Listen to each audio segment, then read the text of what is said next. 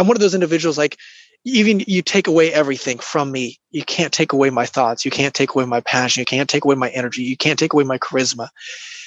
And there are times I think of something. I was talking to someone. I said, be uncommon if you can, because see, to me, Ben, I think in our own uniqueness and our own struggles gives birth to our greatness. And I think that's really where it comes from. It's understanding that we are all unique. We all have our own struggles, and unpacking that and acknowledging it and taking ownership of it. Like, we've heard this before, but like, allows us to understand that then that is where true greatness can rise above. But we have to go down that path. And I see so many individuals where there has to be a massive life circumstance that has to happen in order for you to unpack that situation, whatever it is. You're listening to the Real Business Connections Network. Real Business Connections Network. Powered by Balbert Marketing, LLC. Subscribe now and check us out at realbusinessconnections.com. Enjoy the show.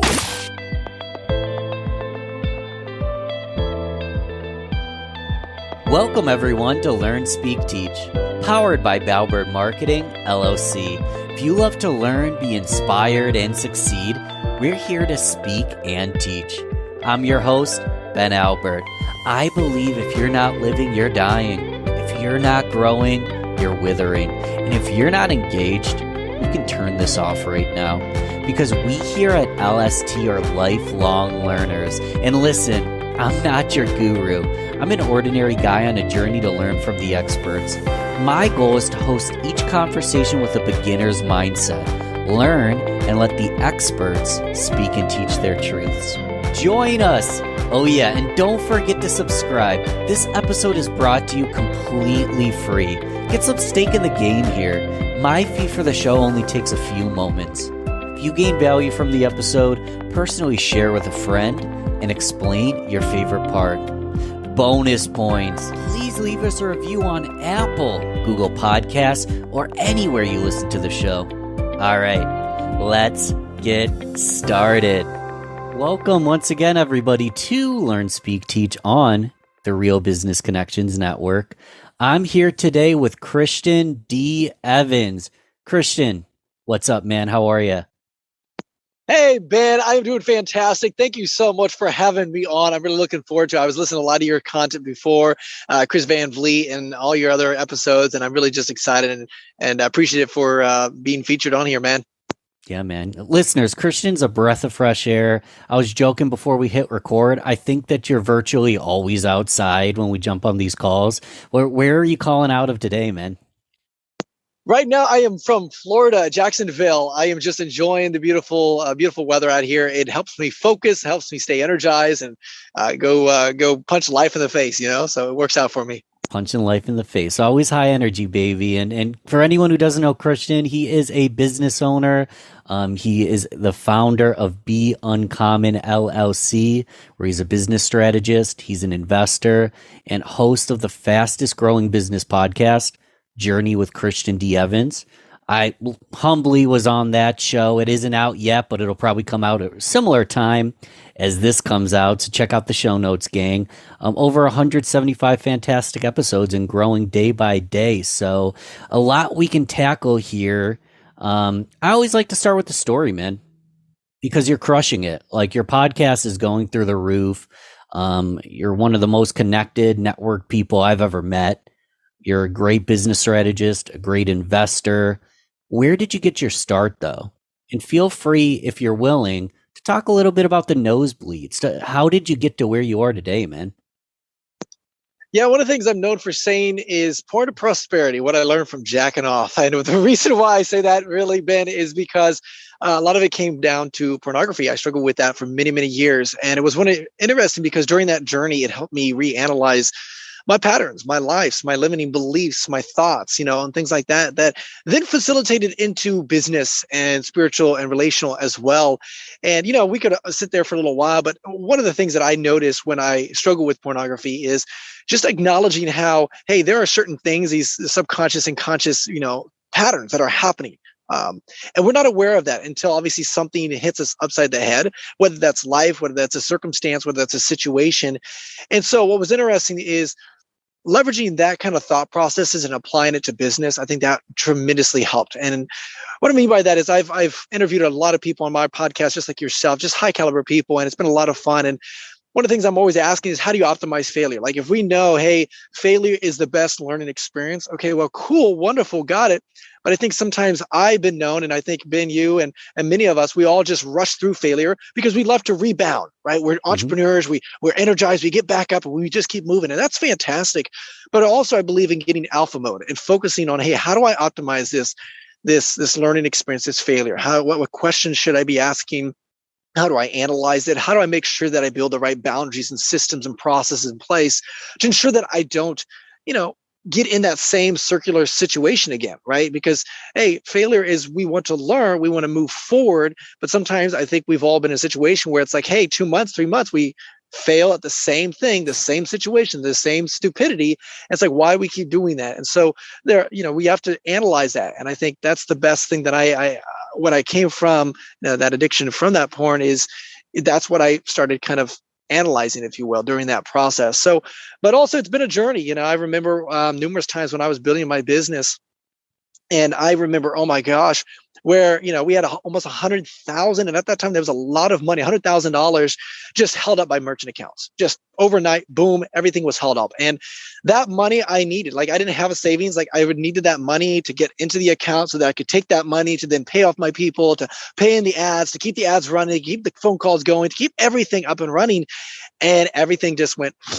And I'm just sitting there going, holy crap. And I remember anxiety, this depression, this frustration, this annoyance, this just shame. And it was just like, oh my gosh, is this the, implosion? And that happened numerous times. Whether it be, several thousand in one merchant. But then obviously you're learning from that experience and said, okay, well, we got to make sure that we're never in that situation again. So really honing in on, profits first mentality, which is more of an accounting terminology where, hey, making sure that we've got some money in the savings, in the checking, so that, hey, when the unexpected happens, we can keep pushing forward and we got some money. So at that time, when that $100,000 was held up by the merchant accounts, I actually took my credit cards and maxed them out, kept the ads running. And what was interesting at that time, Ben, I want to share with you, it's something, a lesson that I learned. It was hard. Being authentic and being vulnerable. This is something I learned from being addicted to pornography. I realized that people will buy into your story if you're just authentic and vulnerable with them. And just being truthful. It was tough, though. It was tough to tell my team, hey, guys, I'm not able to pay you for another few days. This is a circumstance. This is a situation. I take full ownership of this. And if you guys want to leave, if you guys want to do any legal action, I totally understand. There's no, but I just want to let you know, I will pay you, but I'm not able to pay you right now. And what was so interesting is the camaraderie, the synergy, the energy that they fed into me. And even though I was broken and I felt broken, I remember so much where my team was just able to come alongside me and they believed in me, even though sometimes I didn't believe in myself. And so that was something that I learned. And I remember, dealing with pornography, it was tough, but going to my family and sharing the struggle, and being authentic and vulnerable. But again, it's something that I've realized over and over and over and over again, that at the end of the day, yes, you may do some bad business deals. Yes, life happens. Yes, life punches you in the face. But the reality is, when you show up and how you respond to it is so important. We've heard that, but that's how I chose to respond in that circumstance. I could have just cowered down and said, no, I'm not going to, tell anybody. I'm just going to act like everything's okay. I'm going to lie to them. I'm going to whatever. And I want to let you know that I thought that. I literally was thinking, hey, you know what? I'm just going to say, hey, we're not able to pay people. Why? Oh, because whatever, and made some stupid excuse. But the reality was, I was just like, hey, this is it. We got the ads back up and running. We had a cool sales team at the time. They were able to make enough money to pay off payroll. I didn't pay myself, obviously. and able to pay off some credit cards and get another merchant account, and we got that back up and running. But that was one of the toughest parts, and implementing the right learning behaviors and implementing the right systems and process. But that's kind of been my story, man, in kind of a nutshell. Talk about a tough place to be in. You're maxing out your credit cards. You're going all in, man. And I do think this is a common narrative, and I want to kind of tackle it. I've seen it in my life. I make the same mistake over and over and over and over again. I mean, you just said it.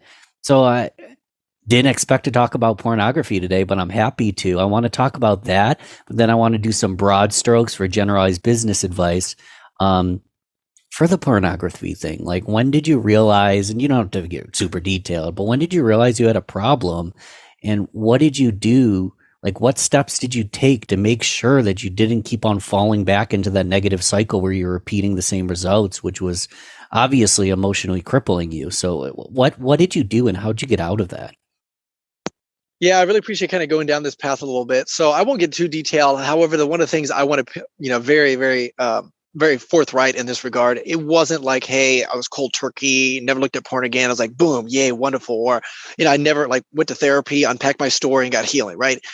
It was a very tough journey of unpacking lies, deceit, addiction, and so forth. And I guess one of the things that I started realizing is when I was doing behaviors at a non-common rate a day, right? And that's when I started realizing, okay, there's something going on here. In fact, it was my wife at that time where she said, hey, you know what? I think you're addicted to this. Like, she actually caught me 1 year, a few days right after Christmas, walked in on laundry room. There I was, and it was just shame, guilt, just anxiety, frustration. And I wish, like I mentioned, that was the day that I went cold turkey, never looked at it again, but it didn't. It was a lot of lies and deceit. I remember numerous times where, I would be good for 2 weeks, and then all of a sudden I just fall off the horse. I fall off again. And that's where I really had to become very intentional with the pattern. So I started saying, okay, when am I most susceptible? Okay, early in the mornings, right? Asking these questions. Hey, you know what? How can I build the right boundaries in place? Like, one of the things that I started thinking about this is, like, the affair doesn't happen in the bad. The affair actually happens when you're flirting with that girl or that guy at the coffee shop, downtown, right? And that's where it starts, right? So it's like, how do I make sure that I build the right boundaries in place so that I'm not even in that situation? Because when you're in the bed with that other woman, other man, that's when it's tough to say no. So that's when I started realizing with, like, addiction, for example, was, hey, when I had the phone in me early in the morning, hey, that was very susceptible. Temptation was there. It was very easy to go down that path. That's the same thing that I apply with business. See, my spending habits, I'm one of those people that, hey, if I have a $10,000 max credit card, I'm going to max that son of a bitch out all the way out, right? Just because that's just my spending. That's just how I do things. And that's what I noticed, that's one of the reasons why we got in that situation where $100,000 was held up. And at that time, in all retrospect, that's not that much money, but that was a lot of money. It's like, holy shit, like everything.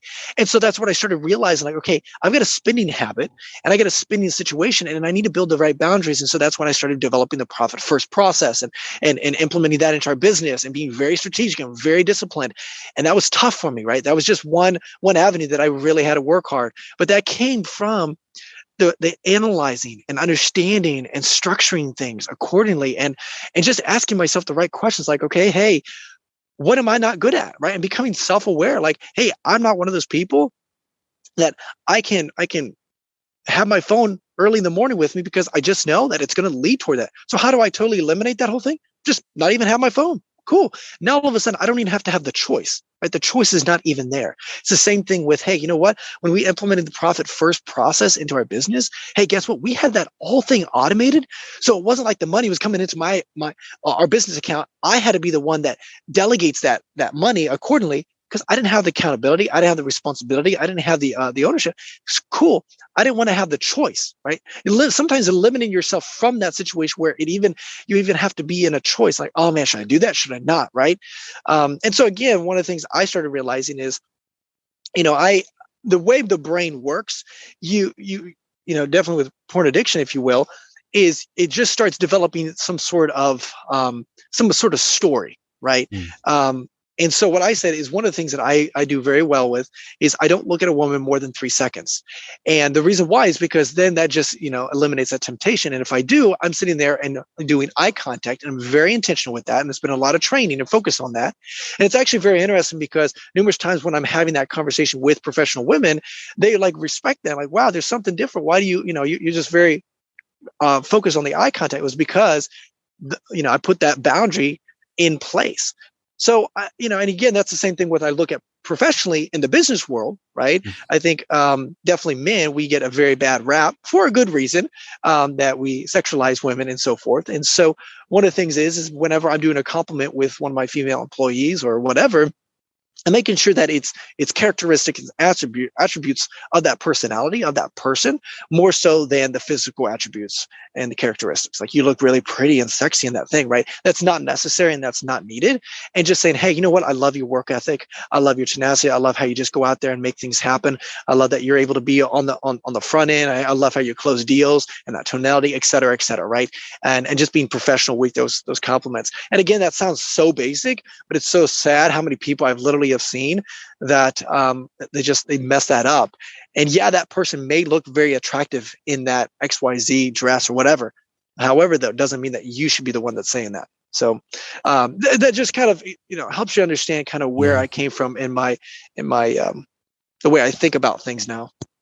I love that tip, because really you're saying to compliment the accomplishment, compliment the way someone makes eye contact, the way they show up every day, the way they're accountable, the way they're friendly, the way they're courageous, the way they're driven.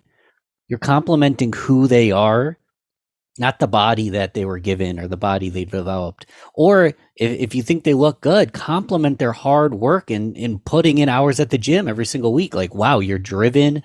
I'm getting chubby, Christian. I'm looking bad. You inspire me, kind of thing. So I love that. You had mentioned the Profit First framework. What did you call that?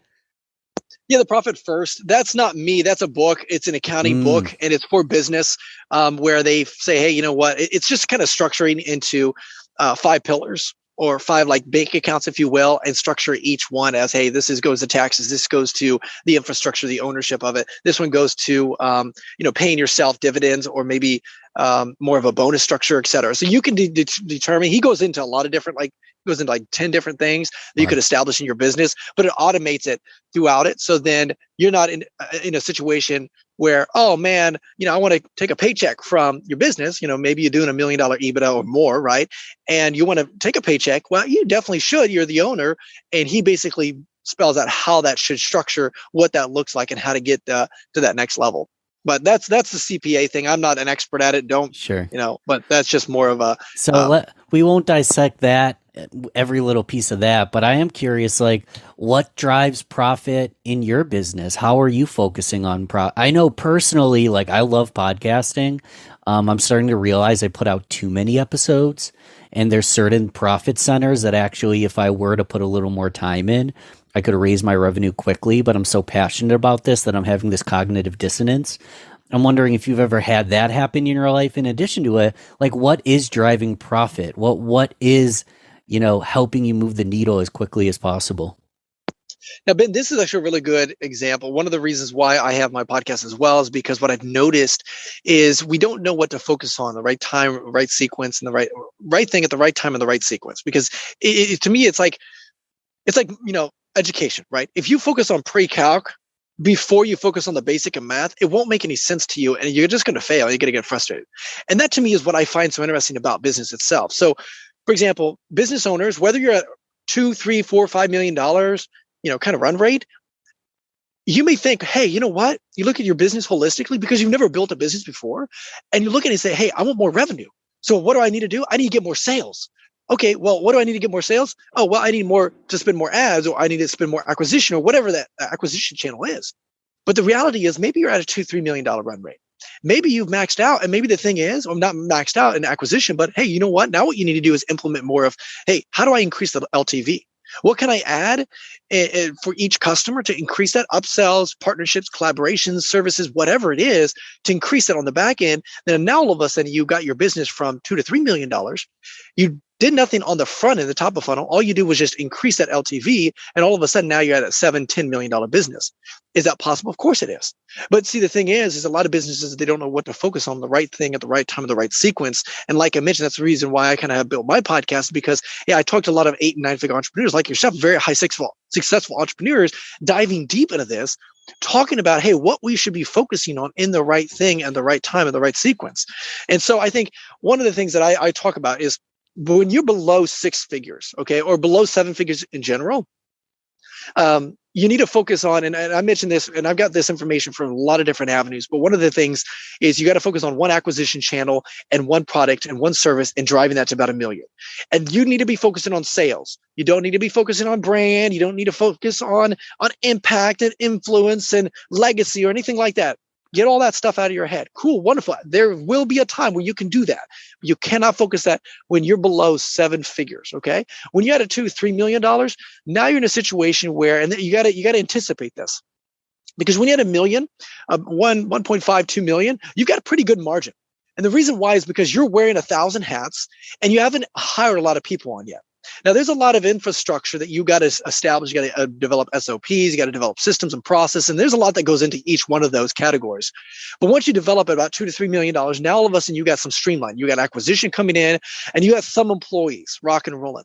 Anticipate your margins to decrease slightly because now all of a sudden you've got a team. Mm-hmm. And though you want to make sure that you want to have a really good monthly reoccurring, what I've noticed, monthly reoccurring revenue, that is, you want to make sure that, hey, whatever your system, your service, your product, whatever it is, you want to have something established where there's a stickiness, okay, whether it's some additional thing.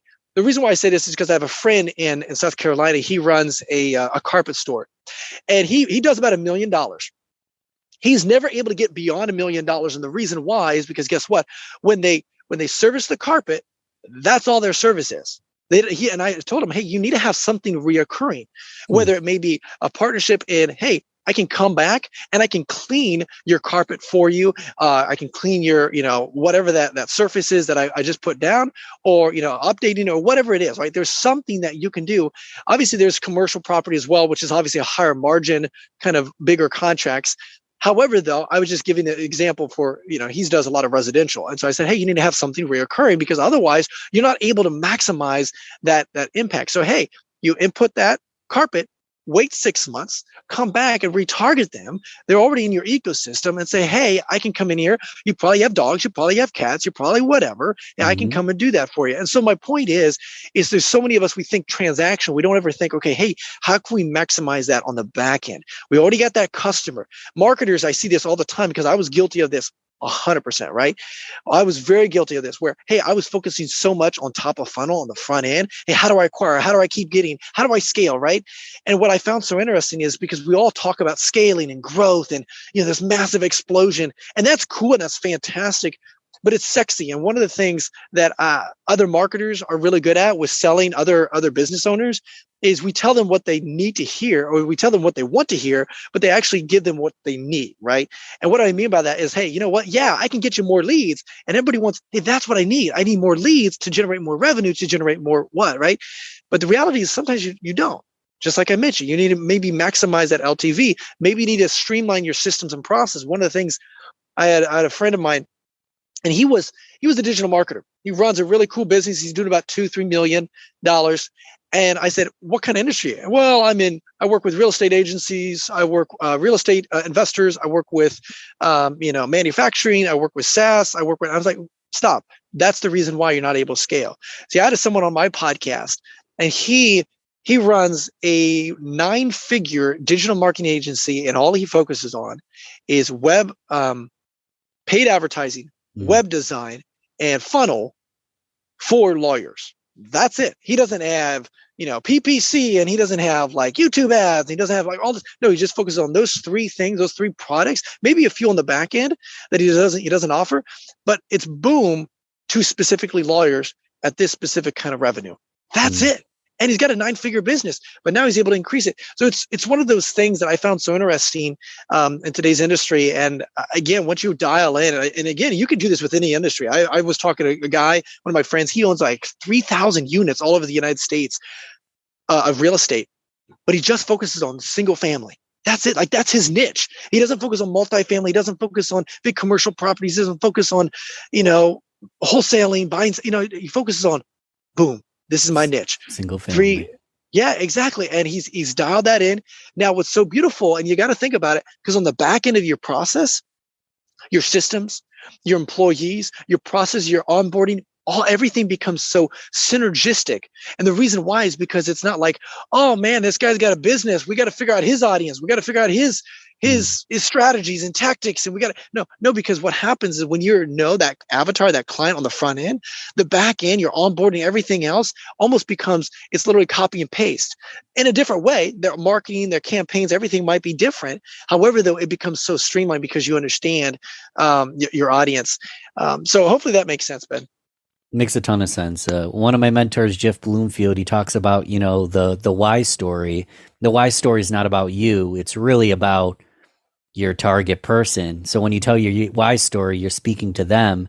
Then you can go into a problem story where you address the problem, but it's not just a generic problem. It's a problem that specifically people that install and sell carpets have. So when you're walking through your presentations, you can speak specifically to your target client using their framework, their mentality, and you understand everything about their business. And it seems like if you're someone like me currently, Christian, where I don't have that hyper niche focus, you end up in a lot of different, you've got your hands in multiple cookie jars. It's harder to be a specialist and perfect in that one incredible thing.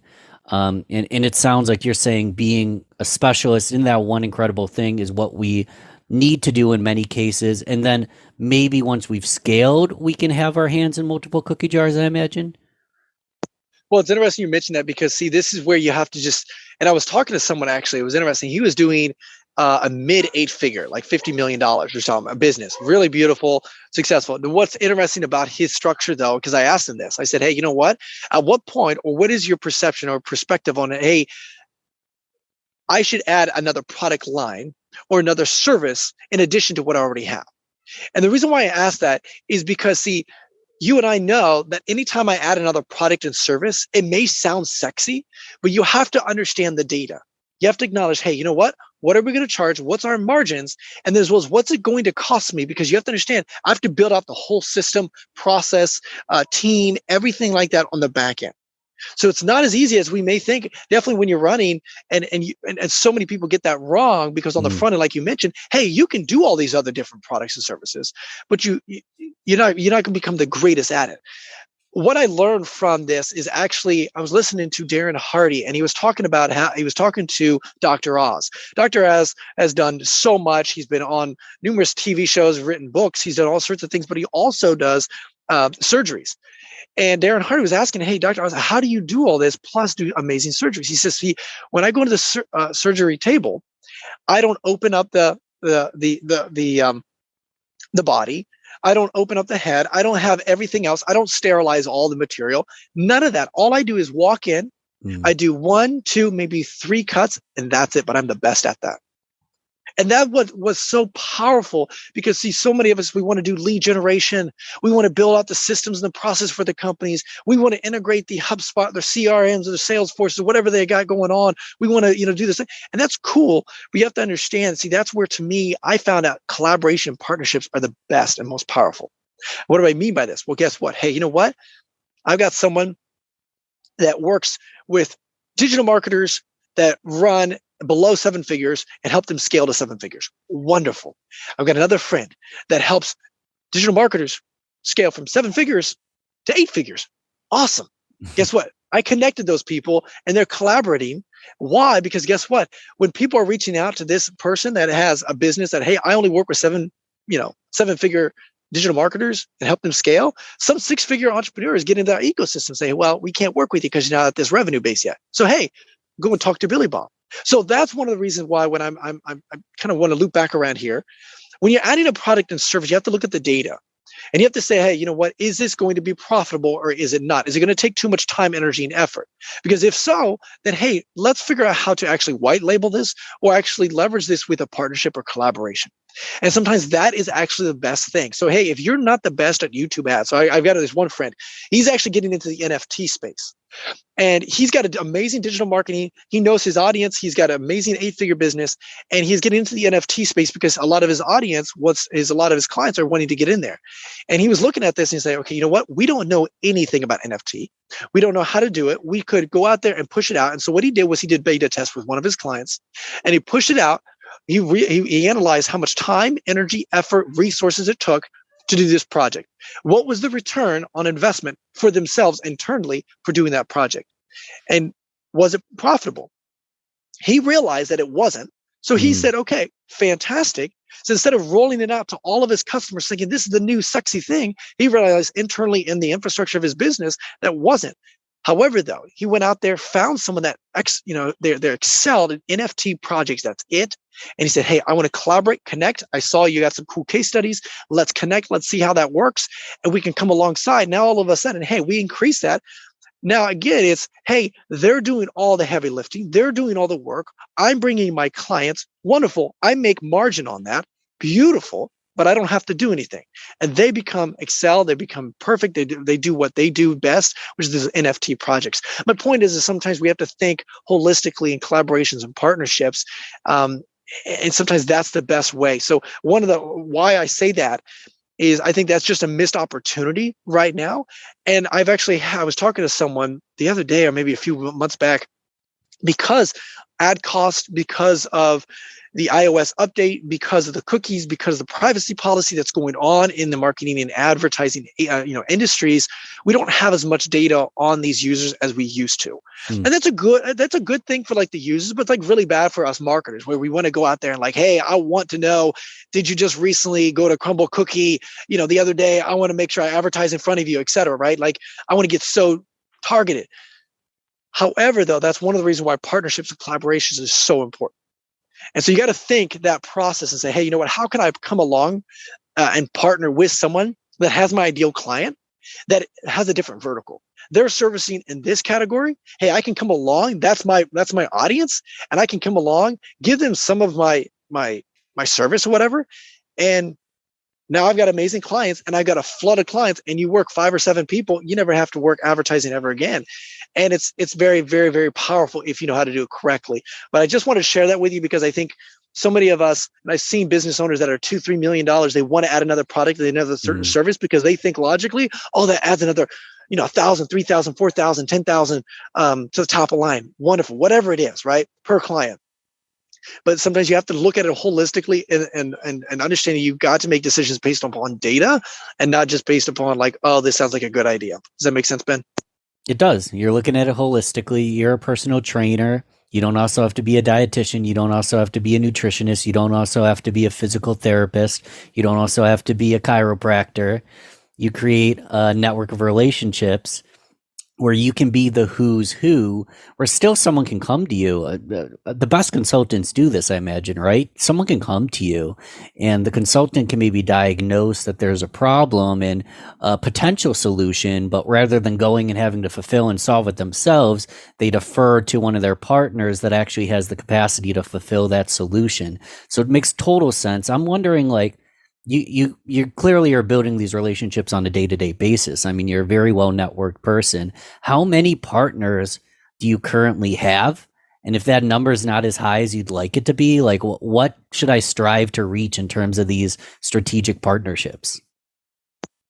Really great question. So this has been a journey for the last really about 18 months or so, where I've been really, really focused on this. One of the things that I discovered is I really want to make sure when I'm living my life, and this is one of the values that I have, I don't want to be transactional anymore. I want to be transformational. What do I mean by this is I want to be relationships first. And so one of the things that I do, even when I partner with someone, because I partner with some people that I referred people to them, I'm one of those individuals that I'm not going to say, hey, Ben, go and buy XYZ, right? No, I'm going to say, hey, Ben, like and trust me. But hey, I got a friend of mine that I think there would be a cool synergistic relationship. I think there'd be cool, like maybe you could, provide service to him or he could provide a service to you. But I think you guys should talk. I'd love for you guys to collaborate and talk. Guess what? Because you and I know, you're going to most likely, reach out to him and follow up and have a conversation with that person. Now, with my partner in collaborative individual that I work with, I say, hey, when I warmly introduce someone, I want you to be relational first. I do not want you to go in and act like it's a sales phone call and say, hey, Ben, so this is what we've got going on. This is, what, blah, blah, blah, and all that shit, right? Because I just want to throw this out, Christian. The one thing that makes me like puke in my mouth is when people quite literally say, oh, hey, Christian, I'm just using you as an example here. Oh, hey, Christian, thanks for the referral. That makes me want to puke in my mouth. I just went from introduction to a referral. Like no one you've introduced me to has done that. But when I hear someone say, "Oh, thanks for the referral," I'm like, all right, so now I'm a lead in their pipeline. Like, what's going on here? Like relationship, not transactional. And what's so interesting, Ben, is because you're a very high caliber person. You network with some amazing people, and it's the same way when you get to these higher level. Right? They've been on 1,000 sales phone calls. They've run successful businesses. They don't want to be talking like a sales thing. They want a relationship. They want a conversation. And if there's synergy, wonderful. Let's talk then about like what our service is, what our product is, and see if we can obviously service each other. So like you were saying, see, I made sure because I lost relationships with people when I did a warm intro, all of a sudden, like you mentioned, they had the misconception. So I had to actually make sure when I do a partnership collaboration, I am very, very very focused and very, very, kind of foot stomp on this and say, hey, I want you to understand is 15-minute collaboration relational call first. If you feel like there's a synergy, 100% of them will take the phone call because they know, like, and trust me, and they'll have a conversation with you. However, though, 15 minutes. And then when you feel like there is, cool, fantastic. If there is, then you can obviously say, hey, I'd love to talk a little bit more further about how we can connect. Now, all of a sudden, they're pre-framed. They know, like, and trust you. And they're pre-framed to say, hey, you know what? I like this guy. I want to know a little bit more. Fantastic. Or, hey, not really. That's cool. Hey, wonderful. Fantastic, right? The cool thing is it doesn't waste your time. It's just 15 minutes conversational. And also, one of the things I always tell people when I do collaborative deals or partnerships, I say, hey, make sure you go in with a service mind. You have an ecosystem and they're looking for other things. And so, hey, ask them what they're looking for and don't be afraid to warmly introduce them to other people. And one of the things that I found so interesting, when done correctly, and Ben, you're really good at this as well, which is really, really fun when we're able to, work with people like just this cool synergy. I just love it because what's so fun is I've literally have gotten so many emails from people that have networked with these, have bought that service, and then say, hey, man, thanks so much for introducing me to Ben. Thanks so much for introducing me to Heinz. Thanks so much, right?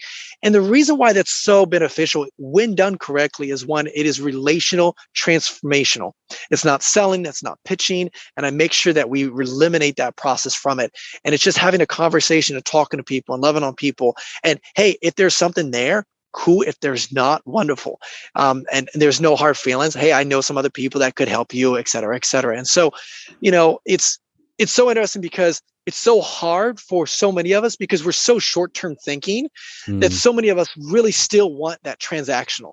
And I was talking to one of my partners, and I'm always like, do like a 2-week cadence or like a 3-week cadence with a lot of my partners and collaborative people that I work with. And it's interesting because I'm always making sure, hey, how did that go? How can we optimize it? How can we modify it? And I still get some people like, hey, can't they, like, I want them to go to this training first before they get on a phone call with me. And I'm like, no, you're missing the whole point. It's not about that. It's not about training. These people are 8 and 9-figure entrepreneurs. They are not going to, and a lot of them even 7-figure entrepreneurs. They're not going to sit there and watch a dumbass training, right? They're just not. They're running a business. They want a solution. And they want to find the right people that can, help them get to where they're going. And the way to do that is through conversations and not some sales phone call, not some sort of gimmick shit. It's just relationships, man. And it's funny how many times you and we get this, but still, and this is why it becomes even more powerful, Ben. Because even though we say this and we get this and we're really good at this, Ben, you're really amazing at this, people still don't listen to it and they do not implement because they're so short-term thinking. But what's so beautiful about that is that is the reason why it becomes even more effective.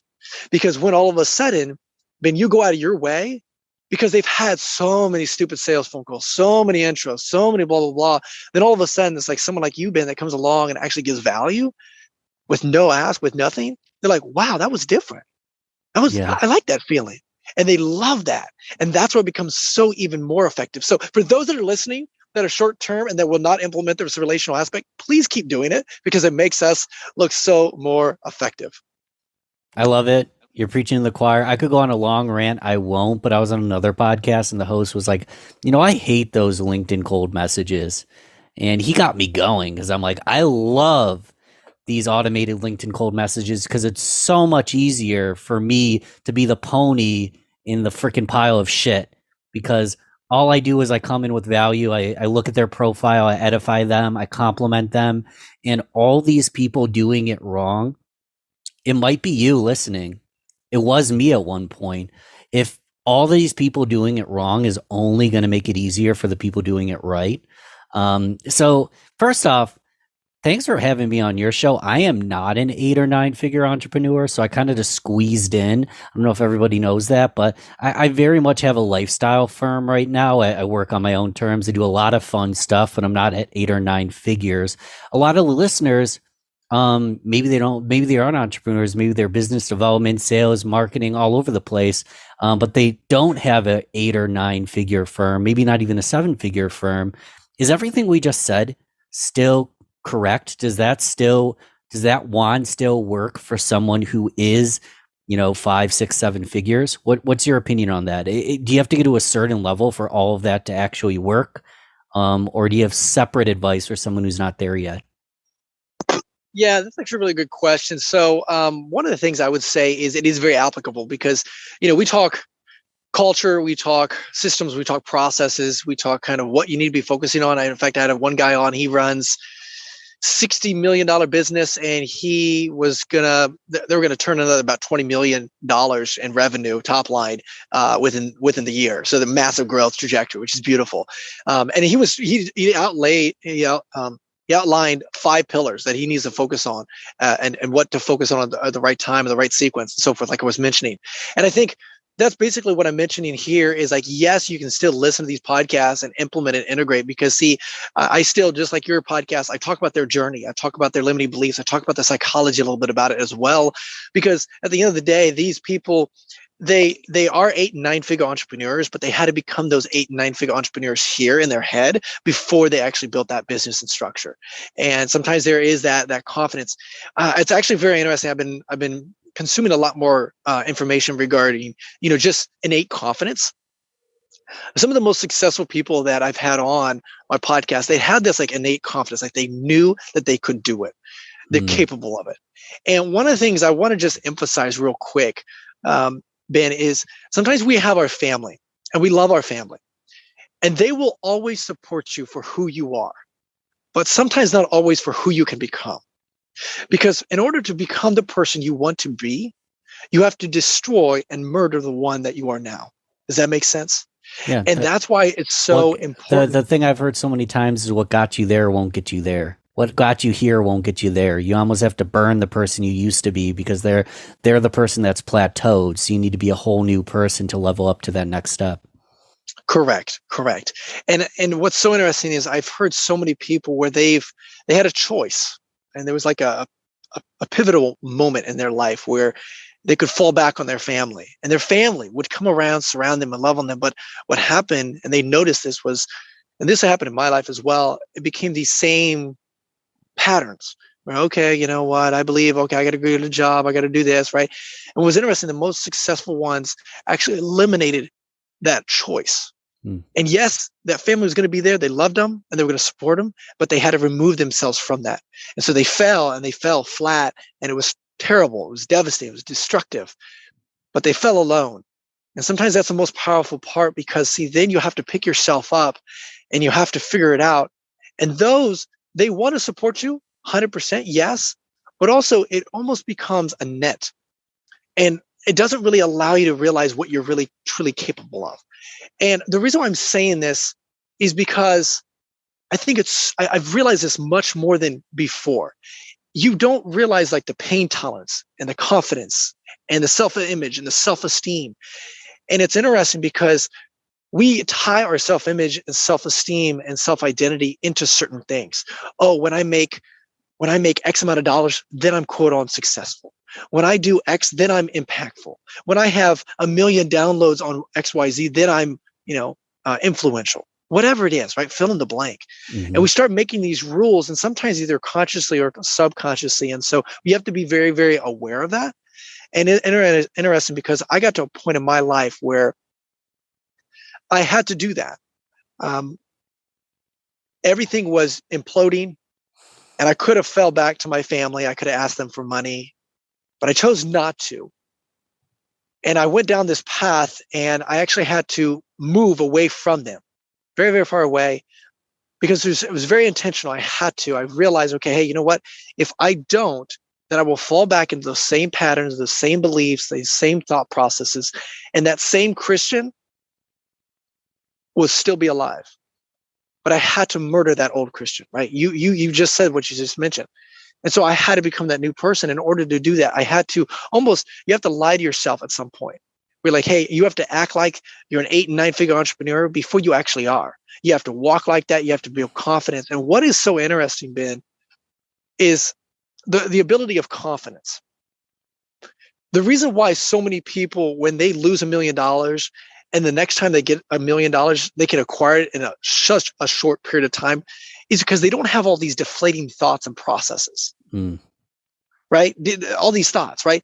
Because the first time you make $1 million, you're always thinking, can I really make $1 million? Is this really truly? Can this really build an 8-figure business? Is this really possible? Is this, can I really, am I really the person? Do we have the team? Oh my gosh, is this really ever going to work out? Are we going to build, blah, blah, blah, all those deflating thoughts.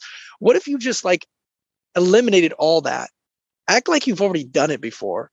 How would you play differently? Does that make sense? And it was actually interesting because it's almost like a perception with Muhammad Ali. I always ask myself sometimes, did he actually win those fights in the ring, or was it actually before the ring, before he even got in the ring, those fights were won? Because it was a perception. He knew confidently. He came in so confidently. The other guy was like, "It's Muhammad Ali," just all the mind thing, oh man, this is Muhammad Ali, man. I don't know, man. He's the best. He's never lost anything. Oh my, all these thoughts. How would you play differently? And so Ben, Muhammad Ali, you get in there, man.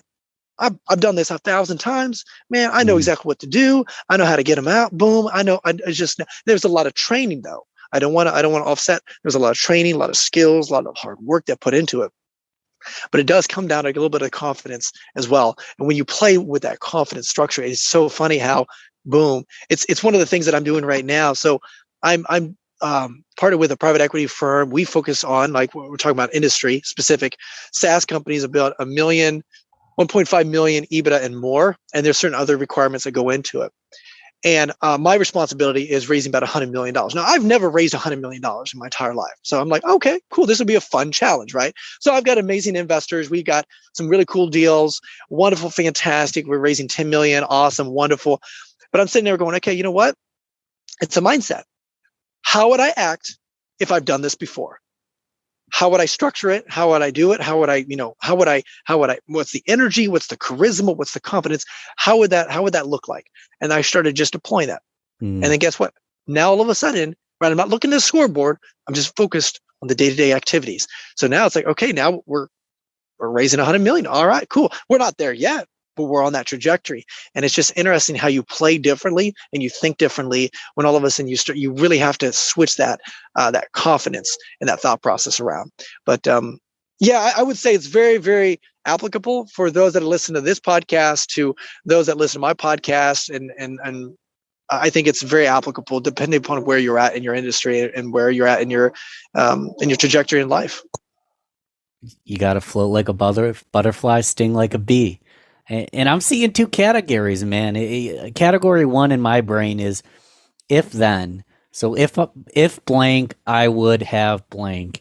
If I just did this, I would be this. Category two is even if I don't have this, even if I have nothing, even if everything crumbles in front of me, then I can still accomplish this.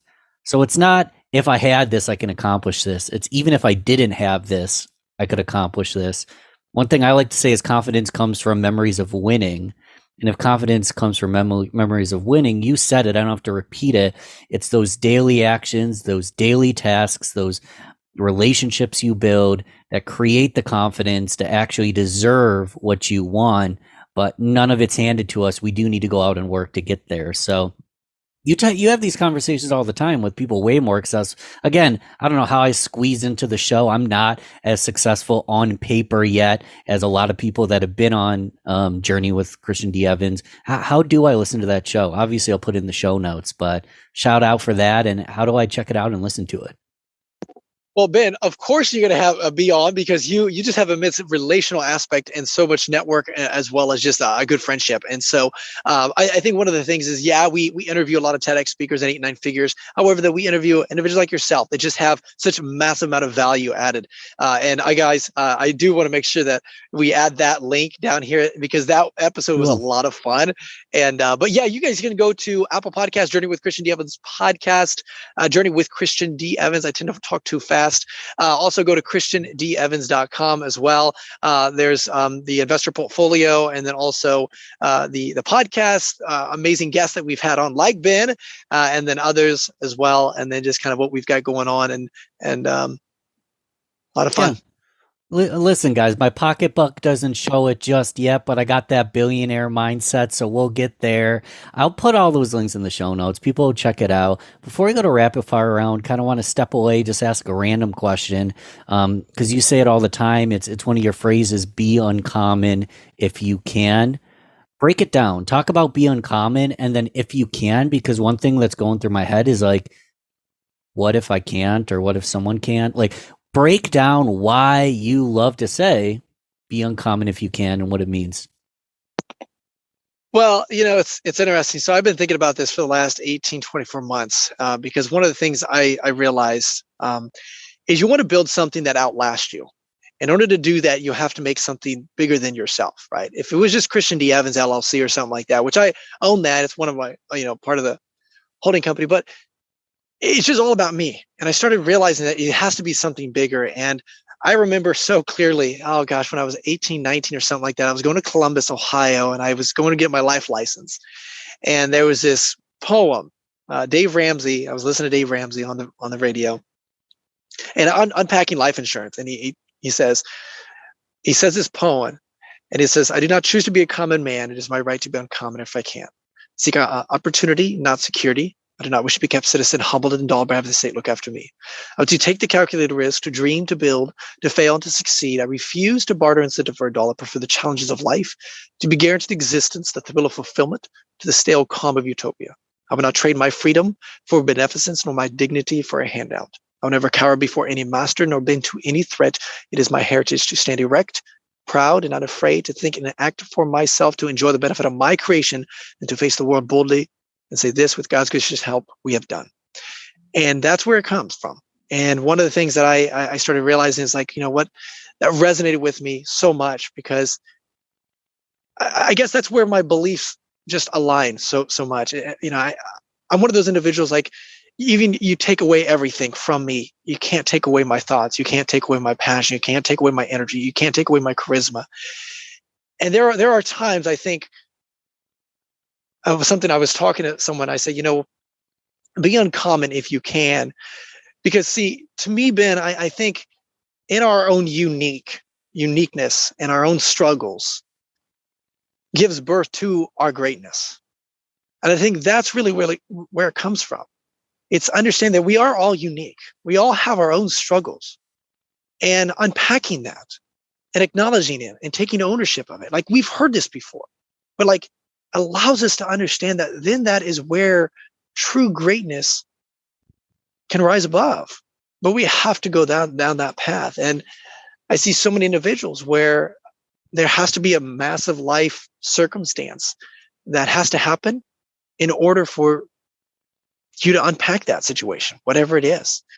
I know we all had messed up situation with mom and dad, and my dad never said I love you or was proud of you, or mom said this or was always criticizing or sarcastic or this and that. And we all have to have our own thing that we have to work through, trauma, whatever it is. And I think that's really what that came from, and that poem and that kind of story. And I knew that when I build this next level of where I want to go the next 15, 20, 30 years in this brand, I wanted to be much bigger than myself. And I think that's what I want to portray, if you will. I love it. You're portraying it. You're doing it. It seems like, alcohol abuse, porn addiction, Netflix abuse, food abuse, all these things are very common. And if we can be uncommon, boom, we can push through the noise and achieve really anything we'd like, I imagine, right? 100%, man. 100%, and we have to acknowledge that we are all uncommon. We have our own attributes and characteristics and things like that other people don't have, right? I mean, Ben, you have this innate ability to network and relational, and you're not money motivated, which is awesome, right? You obviously want to make money, but it's not like that drives you. You go for the podcast because you want to add value to your ecosystem. You want to add value to people. You want to, network and connect with people, and you're just relational, just loving people. And that is a gift. And that is very uncommon in today's world. Some people just drive over people and they don't give a shit about them and they just move on. And so you have to see that and you realize that is a gift, and that's uncommon in today's world. And that is your uniqueness. We're the same way, man. So's the listener.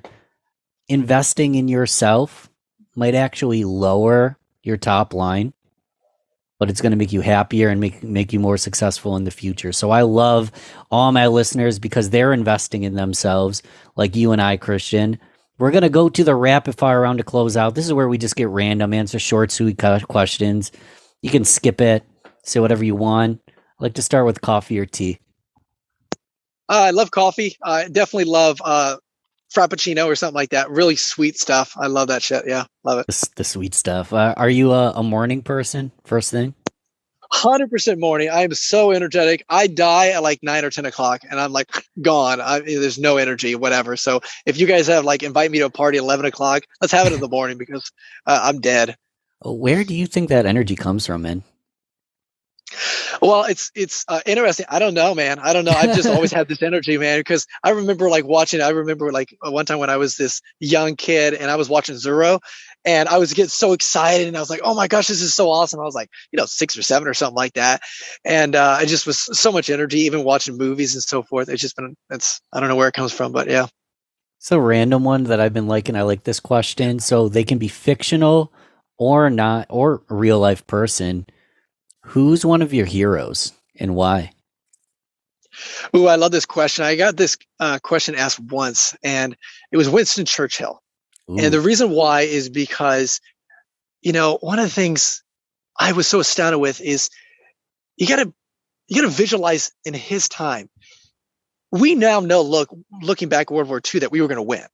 But during that time, he didn't know. He was being bombed, and he had his troops over on that sandy beach, and he had there was nothing. And he had literally, and if you read the story, he had some of the people in his parliament saying, hey, we should just negotiate a peace deal with Hitler. And he knew he was so wise. He went against, and this is why it takes such a strong character individual. He had to go against the enemy, but also had against some of his own parliament that were trying to embrace that peace. And he said, no, we will. What did he say? He said, we will victory. We will fight in the air. We will fight on the land. We will fight in the sea. We will fight. And until we achieve victory. And I think that is so important. And I would have loved to just unpack his brain during that time and his, ups and downs, and that would be the one individual that I would love to just learn more from. Love Winston Churchill. Great answer, man. Well, one more. Give us a big goal for the future, and of course, how me or any of the listeners can help you achieve it. Yeah, so one of the biggest things is I'm really just focusing on, just like yourself, Ben, just adding value to my ecosystem as much as possible. We are raising a really amazing capital for some cool deal flow and whatever. However, though, one of the biggest things I'm really focused on is really exploring the Journey with Christian D. Evans podcast platform, because I do think that we talk a lot about basic business concepts. We don't talk about higher level stuff. And so that's why it's really fun to see kind of, we've got amazing trajectory. We have been ranking, and a top lot of, ranking the highest and whatever. And that has a lot to do with just our ecosystem. I noticed there's a lot of need for this right now. And, people like yourself, just having me being featured on your podcast, Ben, I really appreciate that as much as, just amazingly. And for those that obviously are running amazing businesses and they want to learn more, they can obviously, consume that content. But that's one of my biggest goals right now. I would like to get in a situation where it becomes a platform where we go international, and it's not just here in the United States and Canada, but we really, really hone in. I think there's a lot of international countries that do not have access to this information, do not have access to these opportunities. And what's so beautiful is I can share this message, I can share this out to those areas that I think they would benefit and need it. So I think that's the biggest thing that I'm really focused on right now, man. We're here to help, man. I've got about 2.5 billion people listening to this podcast. No, not exactly, but they're all going to go to the show notes. They're going to subscribe to yours. I tell people all the time, I'm about collective impact. If you unsubscribe to my show because you like Christians more, I'm not going to lose any sleep as long as we're getting the right knowledge to the right people. So go to the show notes, check out Journey with Christian D. Evans. Anything else, man? LinkedIn, email, how should I reach out to you? Maybe I want to work with you. Maybe I want to make a friend. What else can I do? Yeah, really, Christian D. Evans. You can find LinkedIn. You can find our YouTube channel as well. And then also, ChristianDEvans.com. We're rebranding everything because we're going to be doing a TEDx talk in late October. So we're going to wait for that for a rebrand and publish a book and fun stuff. But yeah, that's kind of all of our activity. Ben, I really appreciate just what you're doing, man. You are a light to this world. And I know kind of your story a little bit and what you've had to go through just recently as well. But I just love how you just got back up and just got back on the horse and just adding value and loving on people. I think that is a very rare characteristic. And I really mean this from the true depth of my heart, that I think, you have such massive potential at such a high level to impact so many people. And I just love to see your journey. I appreciate being on here, man.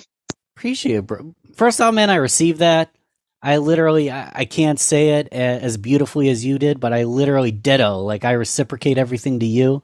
I think you're incredibly well connected. I think you're a giver. I think you're a lover.